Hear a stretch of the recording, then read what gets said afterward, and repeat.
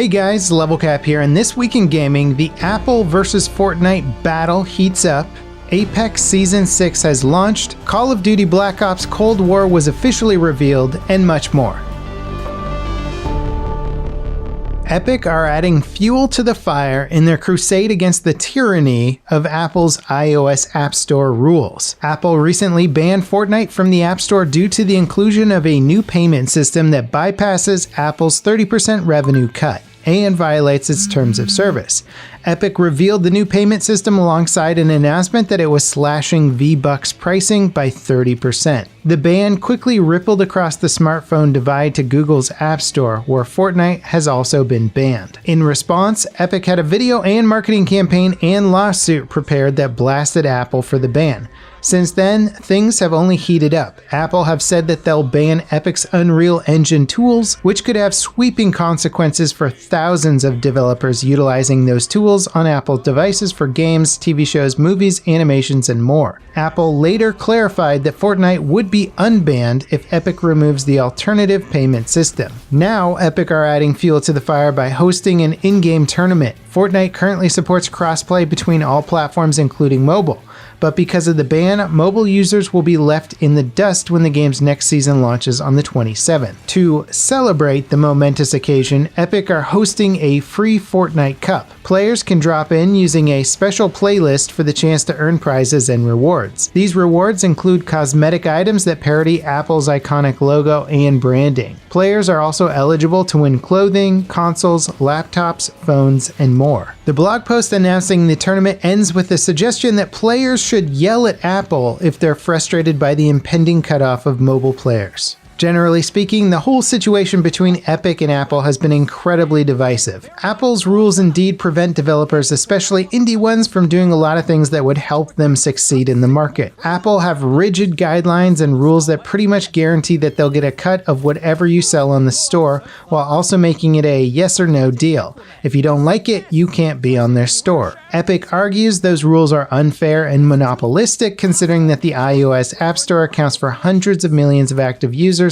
and over 1 billion devices in the world. Of course, Epic are no stranger to yes or no demands. They are routinely criticized for demanding games to be exclusive to the Epic Game Store in exchange for a contract that guarantees upfront revenue. Frankly, the situation is two massively wealthy companies pointing out each other's flaws, of which there are many. If Epic wins their lawsuit against Apple, it could result in better treatment for all developers, but it could also have been accomplished without maybe leveraging Fortnite players as pawns in a PR campaign.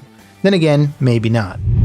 Apex Season 6 has been well received by players. It overhauls the game's armor system, makes big changes to the World's Edge map, and adds a new crafting system that shortcuts the rat race for good loot. The new legend for the season is Rampart, who has tactical walls and an ultimate mounted machine gun. She's turned out to be a pretty good offensive hero that can massively amplify her squad's DPS. A new hotfix for the game recently deployed that patched up some bugs and made a slight nerf to the Devotion LMG. It was outperforming many other guns in the game and felt too powerful given how common it is in ground loot. It now does 1 less point of damage, has more recoil, and is less frequent in spawning.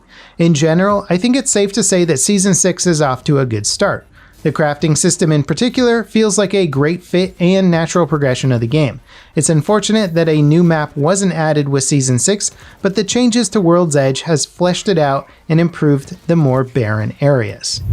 Activision officially revealed Call of Duty Black Ops Cold War via an unlisted video on the franchise's official YouTube channel. The video was discovered as part of the game's ongoing Easter egg hunt. Recently, players in Warzone found a full-sized nuclear missile tucked away in a bunker that looks like it's ready to fire. Given what we know about Warzone being the COD franchise's battle royale mode for years to come, it seems likely the nuke will usher in a facelift for Warzone, theming it with the Cold War content or maybe even overhauling it entirely.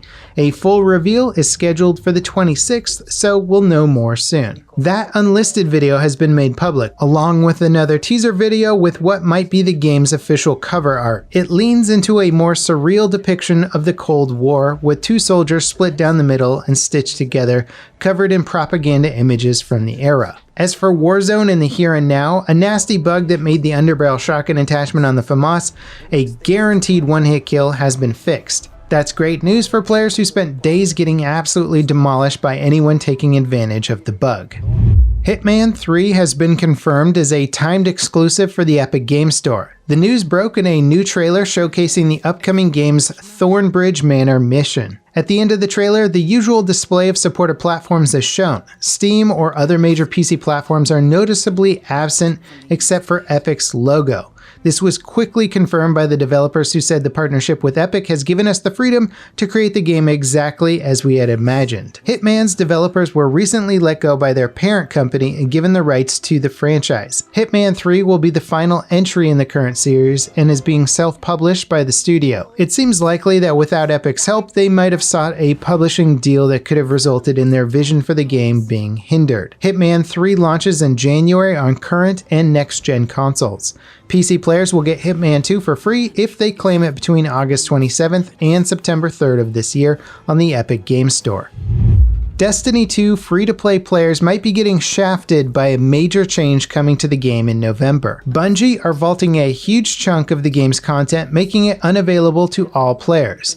Much of that content was the more worthwhile stuff available in the free-to-play version of the game. With it removed, that means the Red War, Curse of Osiris, and Warmind campaigns will be inaccessible. Nothing is taking their place aside from the Cosmodrome, which is intended to be mostly a tutorial and was originally in Destiny 1. 4 destinations, Io, Titan, Mars, and Mercury are also getting vaulted.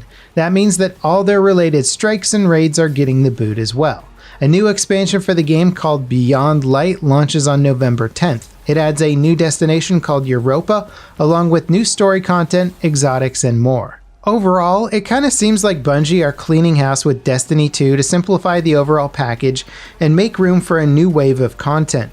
But that house cleaning comes at the expense of the free-to-play version's content. It seems like a frustrating situation for people just content to enjoy that version of the game. Microsoft Flight Simulator launched to the amazement of players around the world. It offers a one-to-one recreation of the entire Earth to fly around and explore. While its visuals, scale, and depth are undoubtedly impressive, some hilarious bugs have resulted from the developers' use of AI to flesh out the game's world. A massive monolithic skyscraper was found in Melbourne, where a random 2-story building should have been. Buckingham Palace is rendered as an apartment block rather than, well, a palace. A building that features a traffic tunnel running through it in real life has cars driving on and over the building in-game. There's even an airport where a plane was mistaken for a building and rendered as part of a plane-shaped structure. Funny map glitches aside, Microsoft Flight Sim is proving to be a generational leap in gaming that will likely remain mind-blowing for years to come.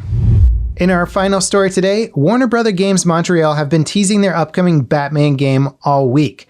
The teasers finally ended yesterday with another teaser. This time around, Gotham was revealed as a key location for the game. Shocking, I know. Previous teasers included mention of Two-Face and the Court of Owls storyline. The full game, Rocksteady Suicide Squad game, and more will be revealed during the DC Fandom event. And that wraps it up for today's episode of This Week in Gaming. As always, guys, I hope you enjoyed. Thank you so much for watching, and I'll see you next time. This is LevelCap, signing off.